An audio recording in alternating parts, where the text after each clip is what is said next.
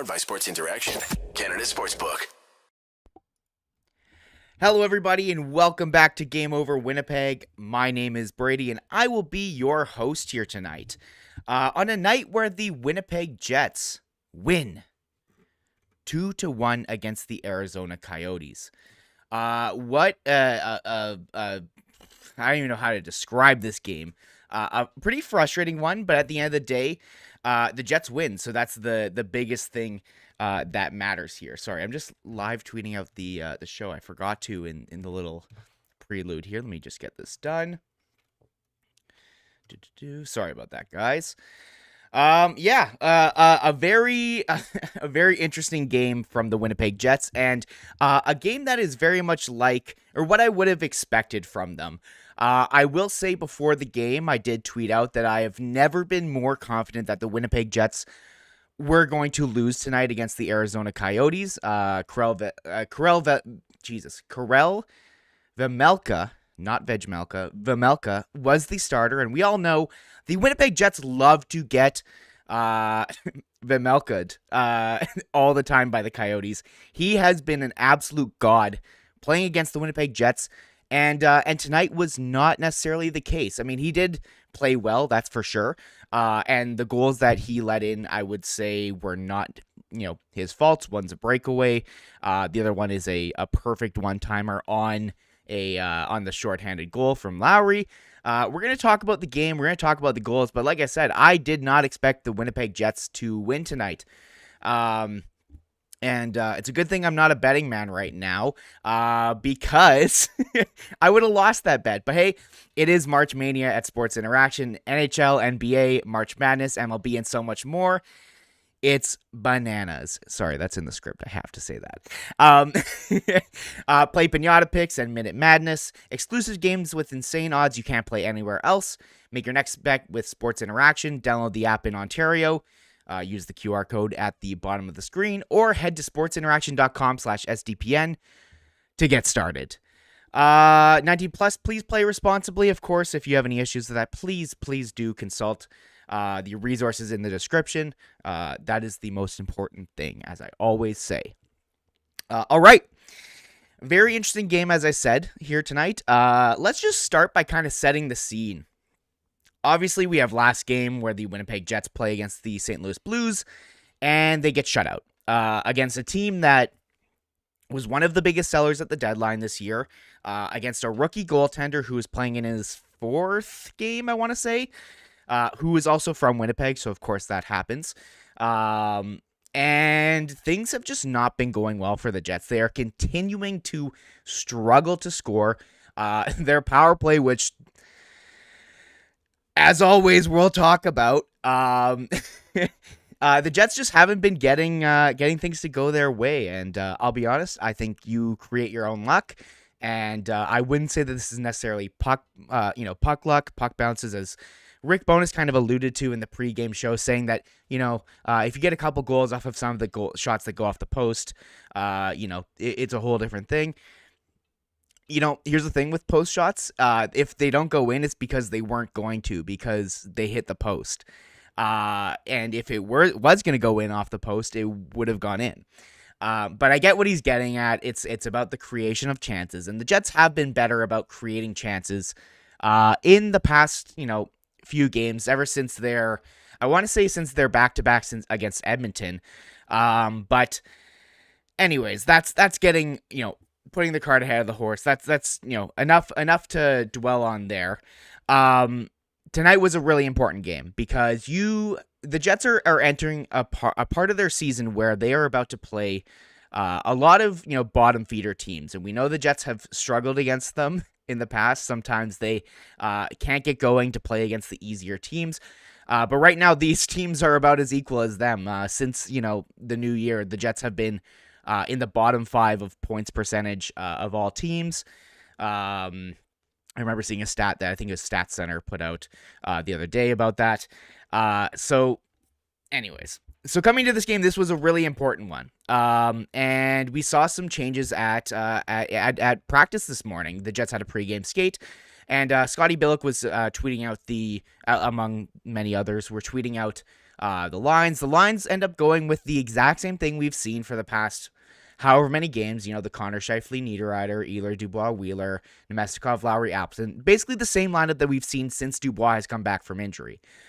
And it hasn't been working. Let's just be honest here. It has not been working. We'll talk about how those lines fared today, and then also, the blender that Rick Bowness pulled out. But the most important thing to note here is that Connor Hellebuyck was starting tonight. I don't think that he really got, fully tested tonight. I think the Jets did all right, I guess, at limiting the chances that he was seeing, or at least the quality of the chances. But of course, then we look at the second period where they allow 18 shots against, and that was not great. But we're at a point in the season where, looking back, if you would have asked me, a couple weeks ago, maybe a month, actually, you'll have to go back a while now, for how long ago you would have to ask me. But if you would have asked me who should be starting this game, it probably should have been Dave Riddick. But the issue is the Jets haven't done themselves any favors, and they're at a point where they are needing to start Connor Hellebuyck in every single game that they can. I wouldn't be surprised to see Dave Riddick go on, I think it's on Thursday against the Ducks, but, as Rick Bowness said, every game is a playoff game at this point. They need to win everything they can. So unfortunately, Connor Hellebuyck is required to go in tonight. I can't even remember how many starts he has so far already this year. But that was an interesting development. Of course, I wasn't surprised just based at where the Jets are right now. They haven't won. They need to win. They need as many points as they can get. But one of the most interesting things too is we get a shakeup on the power plays, and I'll talk about the power plays a little bit into the show. But the most important thing that I was noticed, or that Scott Billick tweeted out here, was mentioning that there was no goals from either unit when they were practicing the power play. Pierre-Luc Dubois is getting frustrated. He smashes and breaks his stick. Eventually, Niederreiter finally scores one. But the one quote that I really liked from him was just said, "Very uninspiring morning skate, quiet." Which, listen, I don't know what to say about that, really. It just feels like at this point of the season, Rick Bowness almost is at his wit's end and doesn't really know what he needs to say or do. Does he need to be hard? Does he need to coddle them? It just seems like, at least approach-wise, I'm not going to talk about his on-ice decisions, but approach-wise, it just seems like he almost is confused at what to even do with this team. So today he takes a very, lax, they'll figure it out kind of, they allow them to do their practice, and as Scott said, it was pretty uninspiring and quiet. And then the last thing to note before we talk about the game, Dylan Sandberg blocks a shot in practice this morning, and due to that, he unfortunately was hurt. I haven't seen any details just yet about what his injury is, how detailed it, or how long it'll be. But yeah, tough loss. He's been one of the better Jets defensemen, and one of the more reliable ones, and it is tough to see him go out. But then we see Kyle Capobianco join the lineup today, which was very interesting. Maybe because I think his old team was Arizona, so maybe that's the reasoning. But Logan Stanley stays in the press box, which is, interesting again, just considering all the different, what happened with him after making his trade request, and playing a bunch of games after doing that and whatever. Anyways, let's get into the game. That's enough set dressing, I think, here. So starting off, the most important thing for the Jets is to get the first goal. That is so very clearly obvious to this team that if they don't, they are, as I've said before, a mentally fragile team, and they thrive off of momentum. Momentum is king in the Winnipeg Jets locker room. And luckily today, Nikolai Ehlers starts the Jets off real quick with a nice little goal. He ends up pickpocketing the Arizona Coyotes defenseman, who the puck kind of jumped over his stick. But Nick Ehlers, he's not looking back. And he busts up the ice. No one's going to catch him. He shoots the first shot on. Vejmelka makes a save with his glove. It pops back out. Nick Ehlers stays on it, gets the rebound, and oh my God, the Jets are up 1-0, and the Canadian Life Center collectively breathes a sigh of relief. Continuing on after this, though, it felt like you could tell that there was a little bit of hope, a little bit of optimism in the air. And one thing I wanted to note was, like just looking at it, and this was just one thing. It's just a nitpicky thing. I love talking about Kevin Sawyer, but he was really praising the first line, the Connor Scheifele Niederreiter line in the first period, saying, "Oh, they're getting great zone time. They're doing they're battling hard. They're establishing a good cycle." My issue with that is that they weren't producing any shots. I just found it very interesting to be like, "Oh yeah, look at them playing with the puck. They're getting a lot of zone time, but for what?" Like, at the end of the day, you got to get some shots on, and that was what was very frustrating. Is we've always talked about the overpassing and this and that. Not that they necessarily did today, but it just felt like even though there was momentum, they looked good. It wasn't really producing much, unfortunately. And as I look here today, Kyle Connor, 1 shot on net, Mark Scheifele, 2 shots on net. Not bad. All right. It seemed like less. It felt like less, and for, I think, the first 2 periods, it was pretty low. That's also pretty low anyways. Anyways, continuing on, Dylan DeMello ends up getting a slashing penalty. Kevin Sawyer, says it's weak, as he says every single penalty is that the Jets take. And but luckily for the Jets, their shorthanded play is better than their power play. A nice, and I will give him props. Neil Pionk makes a really nice play. He notices that Morgan Barron's on the left side of the ice. He just kind of feathers a puck into the open ice. Morgan Barron takes off, and the one Coyotes defenseman who is back ends up laying down on the ice, and Morgan Barron just makes a beautiful saucer pass over to Adam Lowry, who, it's a simple one-timer. He slams that one home. Again, like I said, these are both goals that are not Vejmelka's fault, and I would not have been surprised if he absolutely robbed Adam Lowry, because that is what he does against the Winnipeg Jets. But as I said, the Jets are kind of buzzing. The first period is feeling good. The whole team is you can tell that there's something different in the air. It feels like it's going to be a different game for the Winnipeg Jets. There is hope. Everyone's having fun. It is what it is. And then, I could talk more about the minute plays that happen here and there in the first period, but they get a power play, which I'll skip that for now. We're going to do a whole segment on that. And Dylan DeMello gets a breakaway. He doesn't score. That would have been great if he did. But yeah, other than that, first period was all around pretty good. Like genuinely refreshing to see the Winnipeg Jets actually putting in a lot of effort. Again, you could just tell, it's hard to put into words exactly what it was, but you could just tell that something felt different at that moment. We go into break, and like I said, the Jets were feeding off of the momentum all first period. Unfortunately, the period ends, and there goes the momentum, because, oh my goodness, the second period. So we've talked about how the Winnipeg Jets, one thing that is an issue, but also sometimes helps them, is how much they rely on momentum. It's great in the first period when things are going your way, but as soon as you get a little bit of an air of, oh, do we still have this? That's when things start to get scary for the team. And the second period was just atrocious. What I was trying to say was, continuing on, another issue for the Jets is their structure. Looking at the past, I don't know, however many games now, the structure of this team has completely gone away. And it has easily caused a majority of their issues. When we look back at the Rick Bowness system, the reality of it is they are not playing it anymore. I don't love the Rick Bowness system, but in regards to certain things like, playing harder, getting a lot of shots on net, being hard to play against was what he said 1,000 times in the offseason, saying, this is what I want the team to be. The Jets just aren't playing hard. They've abandoned all the difficult parts of the Rick Bowness system, but they have still kept what I would consider the easier parts, which is, cycle the puck, go up, pass it up to your defenseman, have them shoot a shot, and then that's how you start to try to create your offense. But then they abandon the parts where they actually, get rebounds and this and that. And then, the hard play in the defensive zone, giving support, allowing the defenseman to skate up the ice, make nice passes, breakout passes.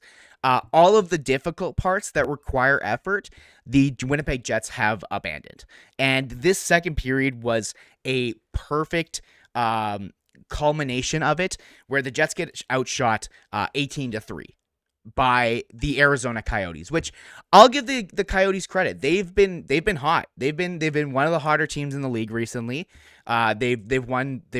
They came into Winnipeg on a 4-game win streak, and like I just don't get it. I don't understand what the issue is. And then, going back to the systems thing, it pretty much, you can look just at the goal that the Arizona Coyotes scored, and that paints a perfect picture as to what the issues are.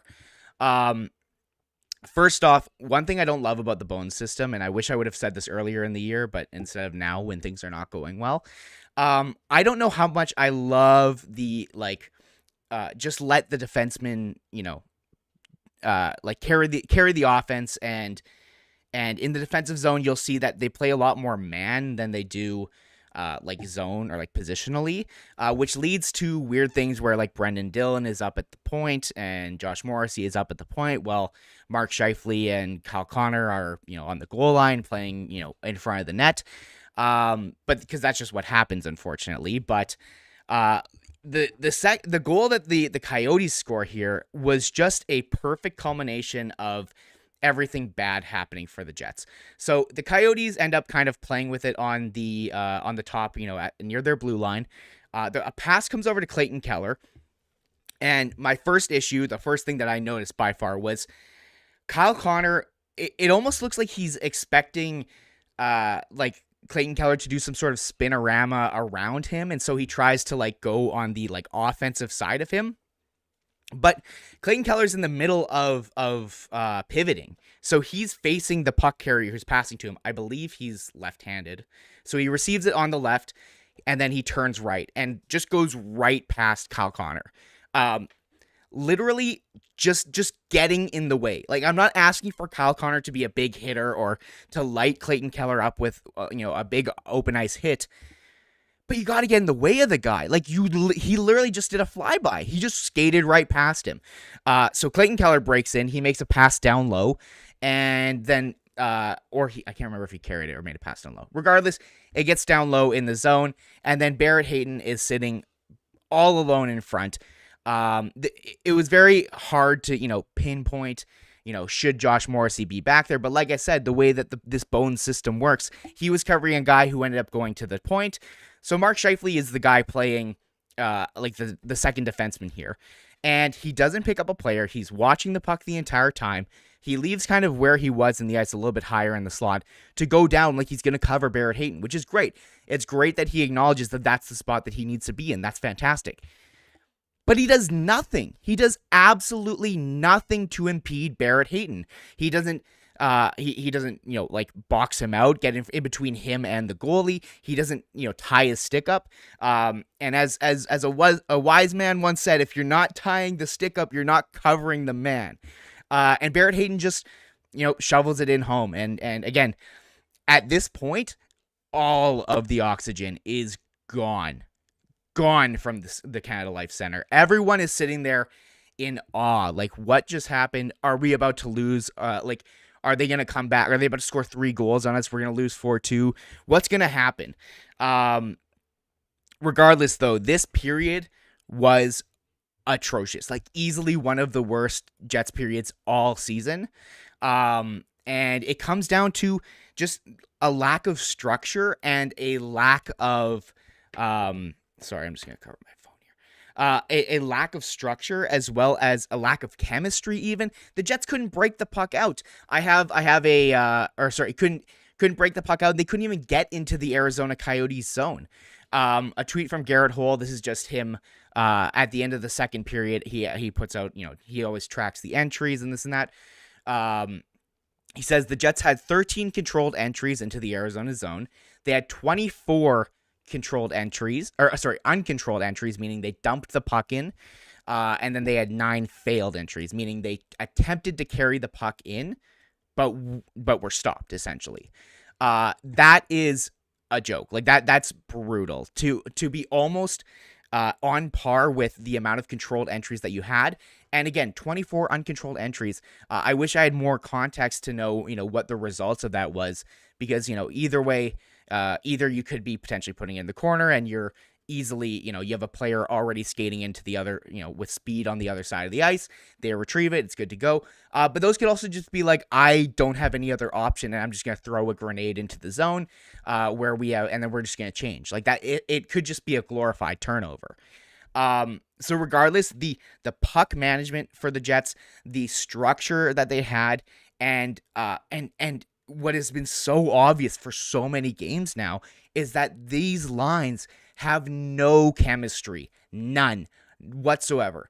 You look at the top line, you look at Scheifele, Connor, and Niederreiter. Like, we saw some good stuff from Niederreiter and Scheifele early on. But these guys, like, again, the most I can give them is that they were creating zone time. Like, that's all I can say, like, as a positive for them, unfortunately.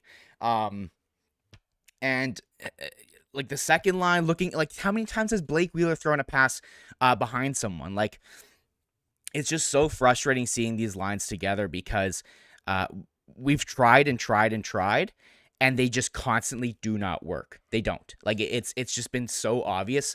And again, I can't help but look at the top line. Like, the Connor, Scheifele, Niederreiter line got absolutely demolished tonight. Like, absolutely killed by the Clayton Keller line on the Arizona Coyotes. Like,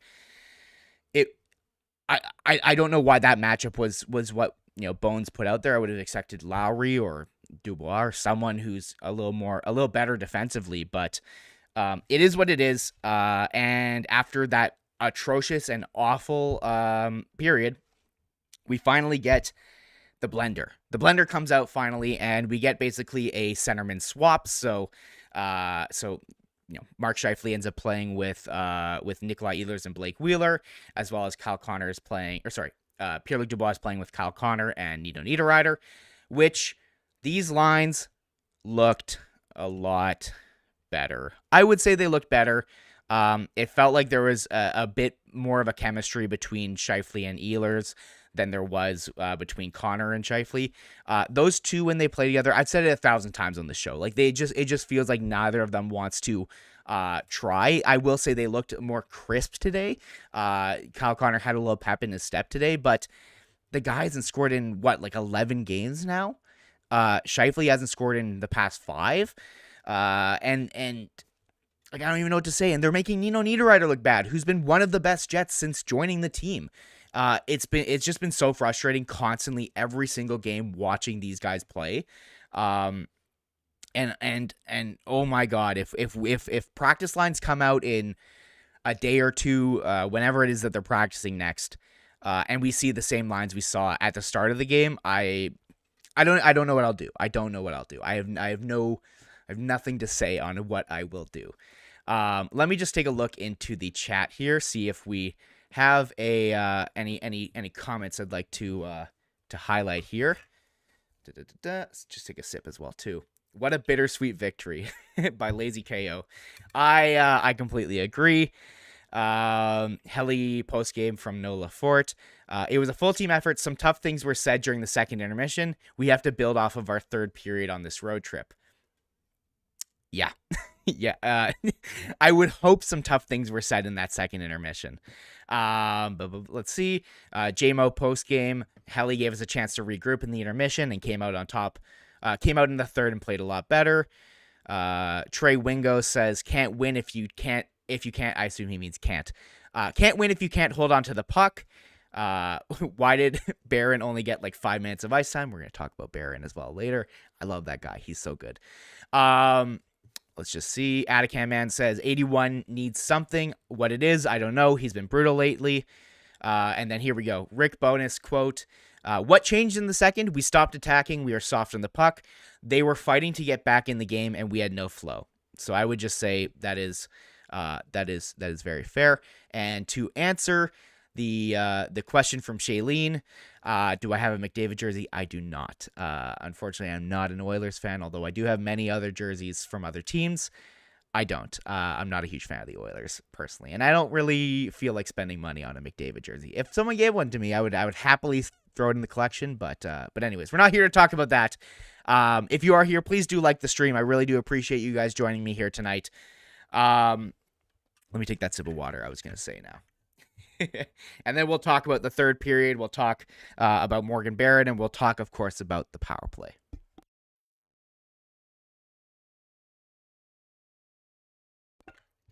Alrighty. Okay, where was I? Third period. So like I said, the new lines ended up coming, which all it was a shakeup between the centerman, and these lines looked a lot better, and I would love to see them come out next game and play that. But the big story about the third period, the Jets get a bunch of power plays, and what a better time to talk about how the power play has been than in a third period where the Jets had one. They had basically 4 power plays. I would consider them really only 2 because one was a double minor. The other one came at the end of the game, and you can definitely tell that the Jets were trying to just waste the time and get through the game because it was less than 2 minutes left, which is the right move. But boy, oh boy, this power play has been bad. Just to give you some numbers. Hello? Okay, sorry. Lost, accidentally unplugged it. Just to give you guys some numbers, over the past, they went 0 for 6 today. Over the past 5 games, they have gone 0 for 19. 0 for 19. They have scored 0 goals on 19 power plays.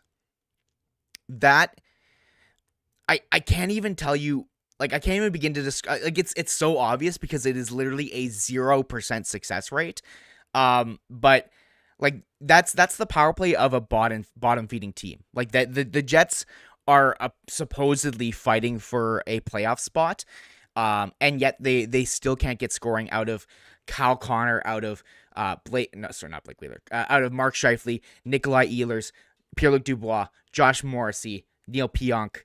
All these guys are guys who should be able to do something offensively. That's their bread and butter, and yet they can't get anything going. Likely has to do with, unfortunately, Brad Lauer not being a part of the coaching staff recently. I hope everything is going well with him. Hope he's able to get back. I can't remember exactly what the injury was, but he hasn't been with the team for a while now, and it shows. When he was with them, the Jets power play was one of the better ones in the league. Let me just see if I have the tweet up here. I don't. I lost it. Dang it. Let me pull it up. My buddy Brian Johnston on Twitter, give him a follow. Brian Johnston 18 had a general stats for the power play units here. So the unit that had Ehlers, Scheifele, Dubois, Connor, and Morrissey has, looking at it, the highest goals for per 60, the highest expected goals for per 60, and looking at any unit that has Blake Wheeler on it, has below 10 goals for per 60, one of which is, one of the units with him has only 5 goals for per 60, so basically that's just, based on the time that they're given. Point is, Nikolai Ehlers should be on your top unit. He should be. He is your best scorer. He is your most efficient scorer. With the least amount of time, he scores the most. You give him more time, it's very reasonable to say he will score more. And of course, he's one of the only guys who's been able to score over the past few games. You go back to the Nashville game, he's the one who breaks through with the scoring. You go to this game, he's the one who, gives the Jets all the momentum that they have in the first period here tonight. I don't understand why this guy is constantly getting shafted for ice time. I know he was on the power play with the St. Louis against the Blues. They had 3 opportunities. They didn't score. Unfortunately, I'll be honest with you, I did not watch the game against the Blues. I had my own beer league game, which, by the way, the Jets look like a beer league team with the lack of structure, going back to that conversation. But it just doesn't make sense. It just does not make sense that Nick Ehlers is not on the top power play unit. And I will scream that every single show that he is not on the top power play unit. He is one of the best.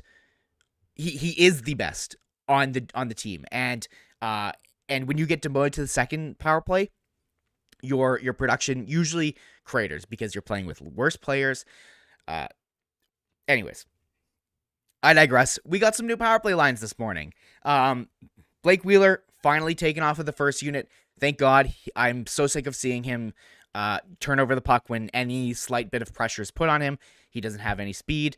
Just bad on the entry. So it's good that he got moved off of that power play unit. Although it was it was not in order to put Nick Ehlers on the top unit. It was instead to put. Let me just read it here. It was to put Niederreiter back on that top unit with Dubois, Connor, Scheifele, and Morrissey. So let's talk about these power plays. Very, very clearly, the first power play is still struggling with the entry. Both power plays are actually I would say both power plays are struggling with the zone entry. I believe I remember a stat. It said something along the lines of it usually takes a team 42 seconds or so to establish zone possession and actually have to start creating the standard power play what you would see. With that in mind, why are we running two power play units? Again, I am so full of the mind that you need to play as many of your top players on the top unit as possible and give them as much time as you need. And it's what ends up happening anyways. The times that power play one was able to actually establish, they ended up eating up a minute and a half of the power play. If you look at the third period, there was one where they finally got some zone time.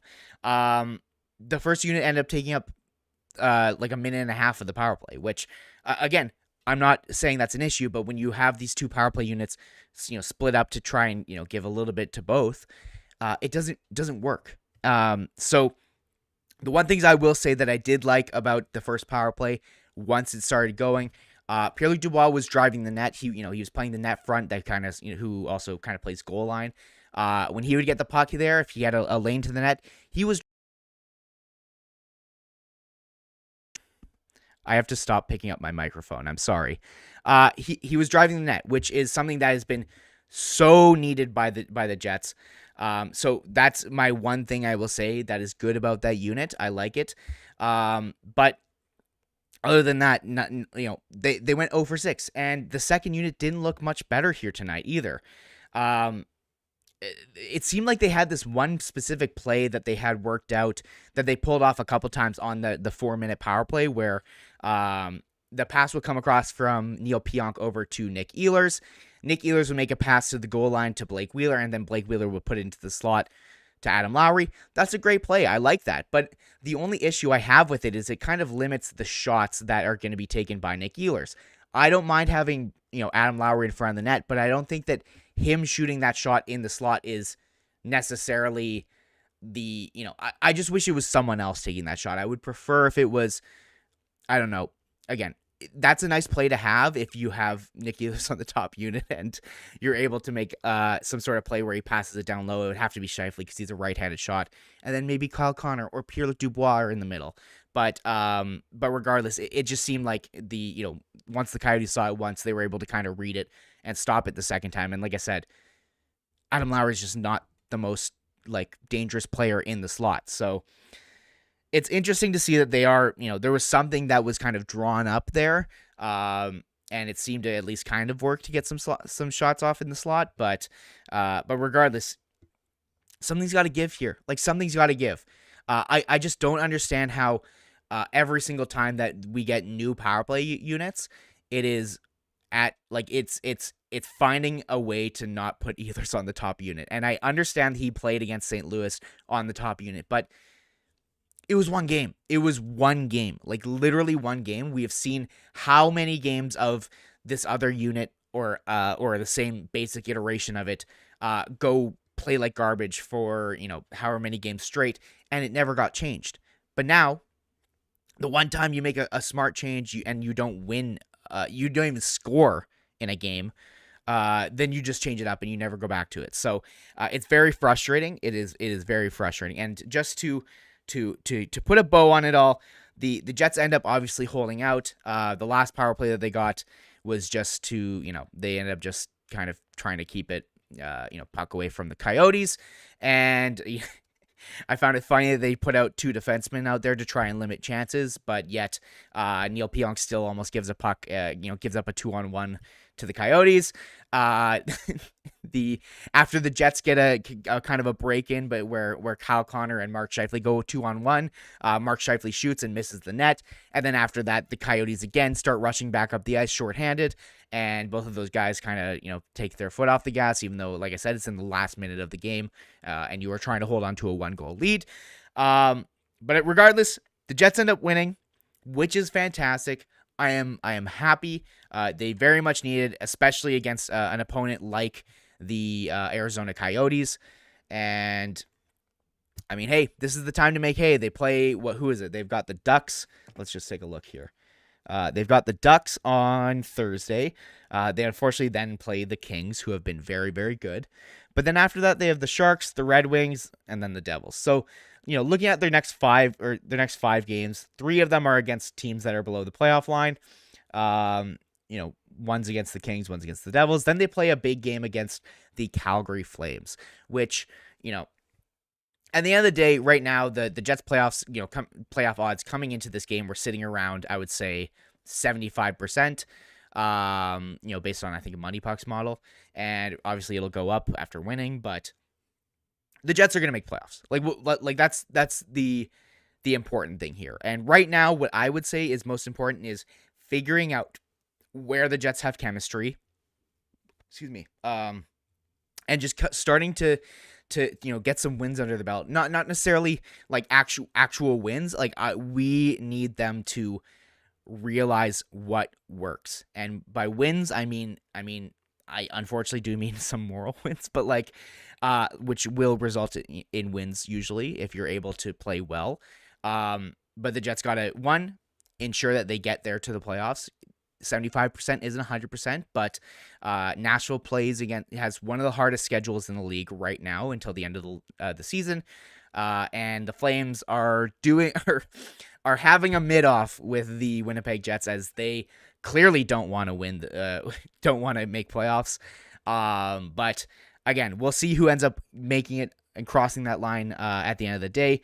I do believe it will be the Jets. I am going a little bit long. One final thing I wanted to say, I wanted to give a highlight to Morgan Barron. If you've watched the show before, I have been praising him. I have been praising him. He has been so good. Over the past 2 months, when the Jets kind of felt like they didn't care, he's always been a guy who did care. It was great to see him get rewarded with a beautiful shorthanded assist tonight. He drives the net in the second period, ends up fighting a guy because he didn't like that he touched the goalie. Was on Gordie Howe hat-trick watch. I would have loved if he could have got an empty netter, but that's just not the way it all rolled out, unfortunately, at the end. But this is a guy who I think can actually be a very useful player for the Jets. And going back to the line combinations, I'm of 2 minds. I think you should either, one, reunite the super line of having Ehlers, Dubois, and Connor together, see if that helps get Connor going. Regardless, Connor needs to play with Pierre-Luc Dubois. But if not, I would love to see some sort of thing where the Jets rely on the duos that they've had. I would love to see, a Scheifele, Ehlers, and Nemesnikov line, because Nemesnikov and Ehlers have done really well together. Then maybe a PLD Connor Niederreiter line, which they were rolling with here tonight in the third period. Or again, even I would just love to see Barron as one of the guys in the top 9 right now. It is criminal that he was the one who got pushed down, even though Mason Appleton has also been playing really well too. So it's good to see that the Jets are having players in the bottom 9 actually caring and putting in good efforts, but they've got to figure out how to get this team rolling. Anyways, I think that is going to be it here for me. Liz will be with you guys with a guest against the Anaheim Ducks on Thursday, and I will see you guys next time on Tuesday with a very late game against the Sharks next week, I believe. Anyways, thank you all for tuning in. I really do appreciate it. Go Jets, go. I'm excited to hopefully get to do some playoff games here with you guys. Thank you all for tuning in. Like the stream. Follow me on Twitter at NHL Chunky. Follow Liz at Liz Hood. Follow at SDPN. Yeah, I don't know. Have yourselves a good week. It's Monday. So enjoy the rest of your week. We'll see you guys next time. Game over! Powered by Sports Interaction.